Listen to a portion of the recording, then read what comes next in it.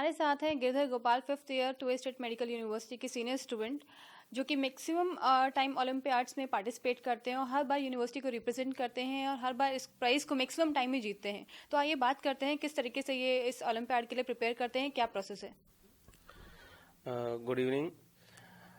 सबसे पहली बात, ये जो ओलंपियाड और ये जो स्नो कॉन्फ्रेंस की ये जो बातें हैं, ये मोस्ट इम्पोर्टेंटली स्टूडेंट्स के लिए एक अपने रेगुलर शेड्यूल से जाके अलग जाके कुछ सीखने के लिए और कुछ प्रूफ करने के लिए अपने आप को मिलता है, जिसमें आपको रशियन लैंग्वेज में रशियंस के अगेंस्ट कॉम्पीट करना पड़ता है। सबसे पहली बात। दूसरा, आपको उन्हीं की लैंग्वेज में उन्हीं के फ्रंट उनको हराना होता है, पहला।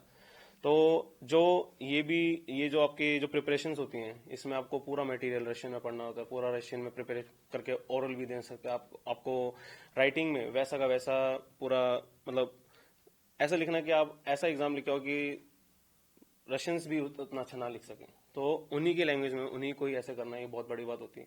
तो ये आपको एक कॉन्फिडेंस देती है आगे क्लिनिकल, जब आप अपनी क्लिनिकल फील्ड में जब आप अपने प्रैक्टिस करते हो, क्योंकि यहाँ आपको पेशेंट्स मिलते हैं, तो आपको एक अपना अब रशियन लैंग्वेज आपको एक स्ट्रेंथ बनानी पड़ती है उसके लिए, जिसके लिए आप पेशेंट से कन्वर्सेट कर सको। और आपको उसको नॉर्मली कन्वर्सेट करना नहीं आएगा तो आप क्या हिस्ट्री लिखोगे, क्या आप प्रेजेंट करोगे।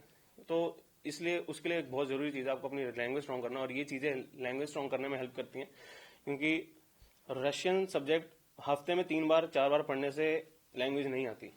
आप कुछ ऐसी चीज करो जिससे आपको आपकी सब्जेक्ट की भी नॉलेज हो और आपकी लैंग्वेज भी स्ट्रांग हो। तो ये चीजें को करिकुलर एक्टिविटीज, ये स्नो कॉन्फ्रेंस जसेदानी जिसे कहते हैं, जो हर मंथ हर सब्जेक्ट में हर कैफेदरा से जरूर होती हैं, लेवल्स पे होती हैं। छोटा लेवल होता है, फिर बड़ा लेवल होता है, उसके बाद आपका हाई यूनिवर्सिटी लेवल आता है, फिर आपके इंटरनेशनल लेवल भी आगे होते हैं।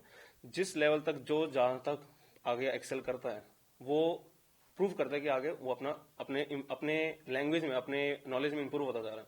तो ये चीजें इसलिए नहीं होती कि आपके मेन ये भी होता है कि एग्जाम में बहुत आपको फायदा होता है इस चीज से। आपके एग्जाम की जो प्रिपरेशन होती है, आप पूरे साल जो मेहनत करते हैं, वो अगर आप इसमें ओलंपियाड जीत जाते हैं, अगर आप स्नो जीत जाते हैं, तो आपको बहुत आगे हेल्प मिलती है।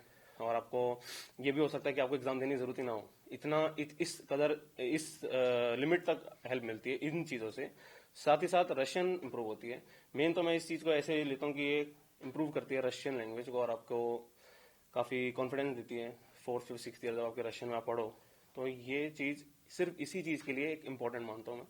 दूसरा, ओलंपियाड जीतना, बाद में प्राइज कलेक्ट करना, सब ट्रॉफीज मिलना, रेक्टर, डायरेक्टर, डीन, फिर आपके सारे कलीग्स और आपके सब, बहुत ही अच्छा लगता है कि एक फॉरेन स्टूडेंट करता है, तो काफी अच्छा लगा। और यही नहीं कि एक यहाँ, और एक्चुअली प्रॉब्लम क्या आती है, फर्स्ट सेकंड थर्ड ईयर आप इंग्लिश में पढ़ते हैं, इंग्लिश में भी आप कर सकते हैं अलग अलग डिपार्टमेंट से, बट वहां के जो रशियन स्टूडेंट जिनसे आप कम्पीट करो, उनको आप रशियन में ही आपको उनको डिफीट करना है, या फिर उनको प्रूव करना है कि आप उनसे अच्छी वो चीज प्रेजेंट कर सकते हो उस डिपार्टमेंट से।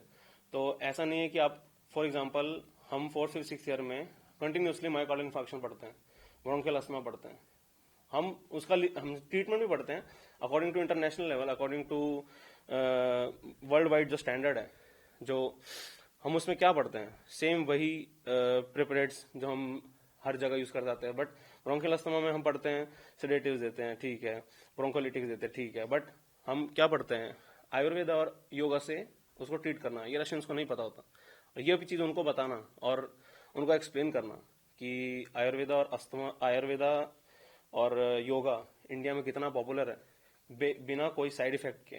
तो ये चीज ये नहीं एक्सेप्ट करते, इनको ये जब पता चलती है और जब ये खुद करते हैं तब इन्हें पता चलता है कि हाँ, ये बहुत अच्छी चीज है। तो यही एक ऐसे कुछ टॉपिक्स होते हैं जो ना ही कंट्री को, ना ही मतलब हमारे कल्चर को भी और हमारे ट्रेडिशन को भी प्रूव करते हैं कि हाँ, हमारी हिस्ट्री भी कितनी अच्छी है। तो ये चीज भी आप एक इंडियन होकर के प्रेजेंट करते हैं, तो ये बहुत अच्छी चीज है।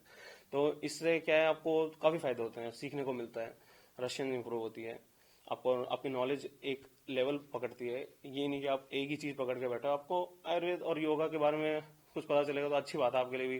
जिनके अस्थमा पेशेंट्स हैं उनको भी पता चलता है कि भाई अस्थमा है तो क्या करना चाहिए, कैसे आसन करने चाहिए, क्या आगे ट्रीटमेंट लेनी चाहिए, आयुर्वेदा को फॉलो करना नहीं चाहिए, नहीं करना चाहिए। और दूसरी बात, बिना किसी साइड इफेक्ट के। तो ये सारी चीजें रशियन को जब पता चलती हैं, उनको नई नई बातें निकल के आती हैं, तो ये बहुत अच्छी चीज है। टीचर्स के साथ भी टीचर्स भी काफी इंप्रेस होते हैं इस चीज से, और ये बहुत अच्छी चीज होती है करने के लिए। इसलिए ओलंपियाड्स और स्नो, ये सारी जो चीजें हैं यहाँ पर पार्टिसिपेट करना बहुत अच्छी बात है एक स्टूडेंट के लिए।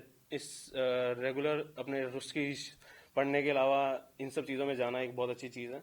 और कुछ नहीं है, आपको बस अपनी लैंग्वेज स्ट्रांग होती है, और कुछ नहीं।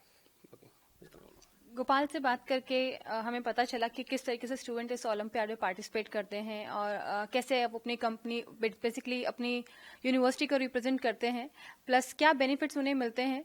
तो thank you so much Gopal.